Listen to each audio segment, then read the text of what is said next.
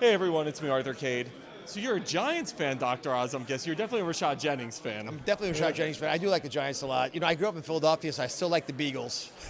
That's what we call them. I'm a Philly guy as well, but I'm not an Eagle. I'm actually a Giants fan. So talk to me about being here to support Rashad. He's got a great foundation here. I've had Rashad on the show. The more you know about Rashad, the more you realize what a special person he is. And I love the fact that he took a problem he had. He had an issue reading, which he had difficulty doing. He just confided to me that he repeated 11th grade, which is that's wonderful to hear that you can do that and be proud of what you'll be able to accomplish.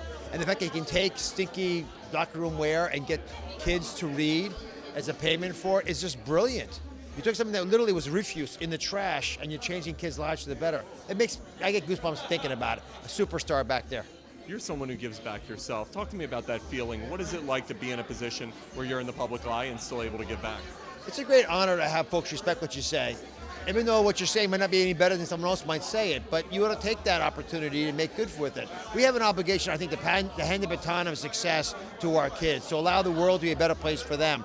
And if you don't do that, then shame on us. And when good people sit around and watch bad things happen, that's when the bottom falls out. We can do better. You're always killing it in a million different areas. What's going on in the world of Dr. Oz right now? The world of Dr. Oz changed a lot because there's a new Oz. My daughter Daphne, who Isn't that hosted crazy? Shoe. Congratulations. She just had a little baby a month ago, and it's a special moment for us. And I'm always amazed when you see life ripped into existence, how special and unique it is. It reminds you how all of us, everyone watching us right now, was ultimately so loved by their parents, and we forget about it as we go through life. We start getting down on ourselves and beating ourselves up. But it's a special time to be alive in the world. And although there's terrible things happening that the news talks about, there's some wonderful things happening that don't get covered. Events like this are unique and exemplary, emblematic of that. I've got to ask you, the big news a couple weeks ago, Charlie Sheen. Who better to ask? What are your thoughts on this situation? What insanity, right? Well, I know Charlie pretty well. He's been a guest on the show. The day that he made the announcement, he allowed me to have his girlfriend, nurse, who he'd had unprotected sex with. Yep, yeah, I saw that clip. And it's a fascinating story at many levels. I'll use the word fascinating, although it's tragic at the same time, because you realize how far folks have come with HIV.